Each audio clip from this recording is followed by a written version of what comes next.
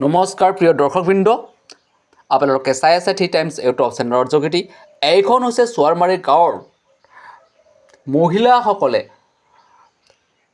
Natural হিচাপে শাক পাচলি খেতি কৰি শেষত লাভালাভ হয়নে নহয় এখেতসকলৰ মাজত আলোচনা কৰি আলু, লাই, লাফা ইত্যাদি কৰি ইয়াত যিবোৰ খেতি কৰা হৈছে সেইবোৰ আজি এখেতসকলে সংগ্ৰহ কৰিছে, অৰ্থাৎ লেটুচবোৰ তুলিছে। এয়া চাওক, এখেতসকলে আলোচনা কৰি পিছত লেটুচবোৰ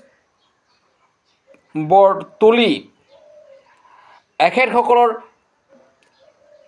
ছেল্ফ হেল্প গ্ৰুপৰ মাজত ভগাই লোৱাৰ সিদ্ধান্ত কৰিছে, যাতে পিছত এখেতসকলে আকৌ এনেধৰণে নেচাৰেল খেতি কৰিব পাৰে আৰু ইয়াত কোনো ধৰণৰ ৰাসায়নিক দ্ৰব্য বা পদাৰ্থ বা ঔষধ ইয়াত প্ৰয়োগ কৰা হোৱা নাই।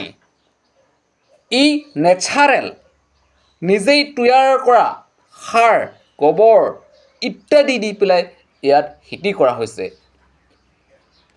চাওক, আই মাতৃসকলে ইয়াত লেটুচ তুলি আছে আৰু শেষত এওঁলোকে এনেধৰণে ভগাই লৈছে।